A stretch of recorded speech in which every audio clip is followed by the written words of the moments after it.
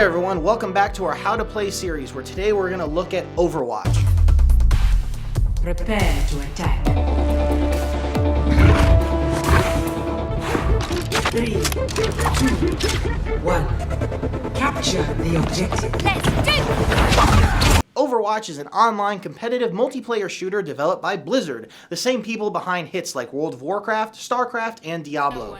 In each game mode, players form teams of 6 with the, as of now, 30 characters to face off against one another team of 6 in one of 4 different game types. Those game types are Escort, Assault, Control, and Hybrid.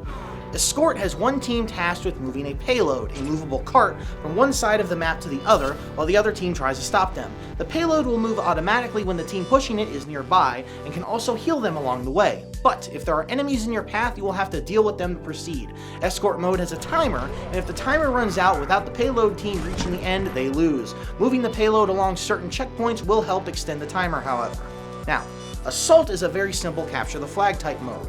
Most Assault maps have 2 points of control on them that players will fight over. The defending team must protect these fixed locations on the map and prevent the attacking team from capturing them. The attacking team must capture all points on the map before the timer runs out, or the defending team will be victorious. Control is what is commonly referred to in other games as King of the Hill mode. The defending team must protect these fixed locations on the map and prevent the attacking team from capturing them. The attacking team must capture all points on the map before the timer runs out, or the defending team will be victorious. The first team to control a point for a set amount of time wins the round, and matches are typically best of 3 or best of 5 in competitive, but more on that later. Hybrid is half Assault and half Escort. If the defending team can control a point long enough, it will turn into a payload, and they then must move it to the end of the map like a normal Escort match.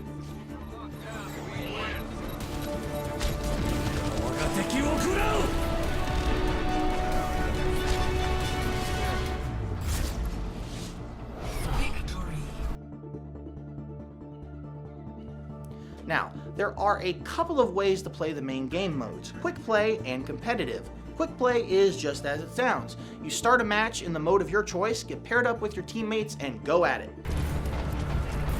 I can't wait to get started.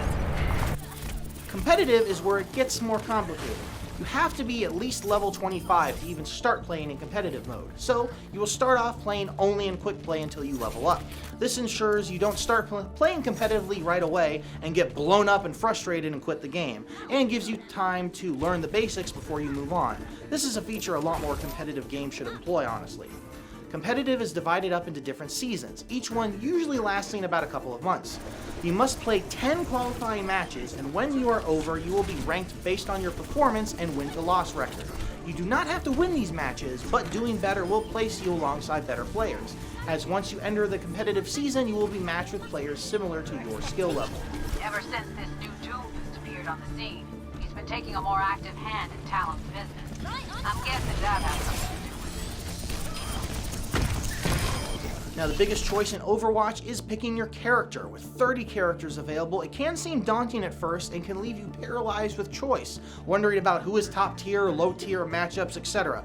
If you are just starting out, I want you to forget all of that. It doesn't apply to you. Just pick a character you like, learn how they play, and continue as you wish. You may stick with that first character, or as you learn more about the game and your own strengths and weaknesses as a player, you may switch to somebody else. It's all up to you. But for when you're just starting out, just go with what feels right. Typically speaking, there are 4 different archetypes of characters. While these are not set in stone and some characters can swing wildly back and forth between these descriptions, for the most part, this is how characters in Overwatch are broken down. Offense characters are those who specialize in, you guessed it, offense. Their goal is to deal damage, lots of it and quickly. They also usually have better mobility than other types of characters. Examples of offensive characters are Soldier 76, Tracer, Genji, McCree, and Reaper. Offensive characters are great at dealing damage, but typically not great at receiving it, a glass cannon if you will. Defense characters are best at standing their ground in certain locations and controlling the area around them. They also normally have great range capabilities and deal very good damage, making them great for modes like Escort and Control. Some defensive characters include Hanzo, Junkrat, Mei, Torbjorn, and Widowmaker. Defense characters usually lack the mobility of offense-based heroes, as they are made to stay in one spot and hold down the fort. Does it seem like Maximilian Tanks are designed to protect other characters drawing fire from the enemy and setting up barriers. A few tank characters are Reinhardt, D.Va, Winston, Roadhog, and Zarya. Tank characters usually have short range to make up for their durability. Ever get that feeling of deja vu? Support characters are healers. Every team needs at least one. Healers are characters like Lucio, Ana, Mercy, Symmetra, and Zenyatta. Lots of support characters also have abilities that can buff other teammates and boost their stats beyond just simple healing. Every character has a basic attack, 2 basic abilities, and an ultimate attack, or ult for short. Some characters may have a secondary attack or passive abilities as well. You can use an ultimate attack after filling up your meter by dealing damage, killing enemies, and supporting allies. If you die and respawn, you will still maintain the same amount of meter you had before death. After you die, you can switch characters before you respawn. Once you start getting better at the game, learning multiple characters and picking the best one for each situation becomes very important. Keep in mind though that when you switch characters, your ult meter will go back down to 0, and any buffs or structures you placed in play before you died will go away. Improvements to your face.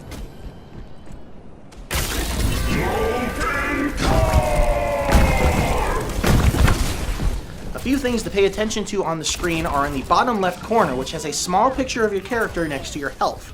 The number to the left is your current health, and the number to your right is your maximum health. The bar under these numbers is another visual indicator of your remaining health. The fire bar below that tracks how well you are doing and will let your enemies know if you are a threat that needs to be taken out.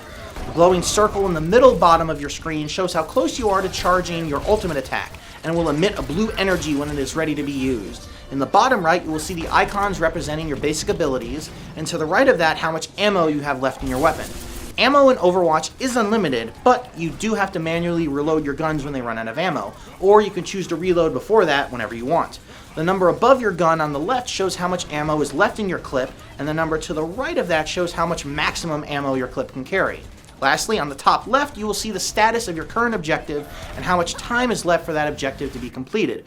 This is what determines who wins matches in the end, so you will want to pay very close attention to what that says.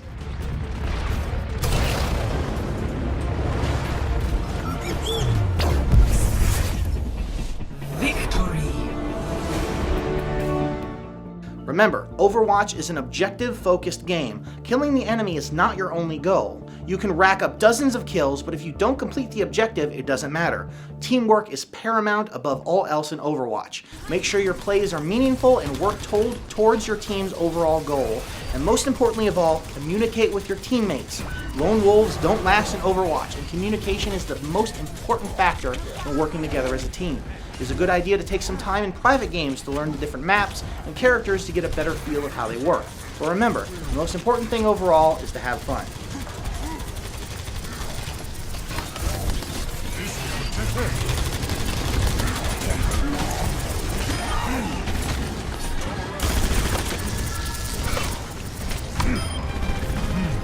Survival of the fittest. That's it for talent. Someone arm that truck and get those doors open. Special delivery. Oh yeah, oh yeah, oh yeah. Now, with all that information, you should be ready to go and start playing in the wild and wacky world of Overwatch. Remember not to get overwhelmed, take your time, and take it easy even if you lose. Losing is part of learning and what makes you a better player.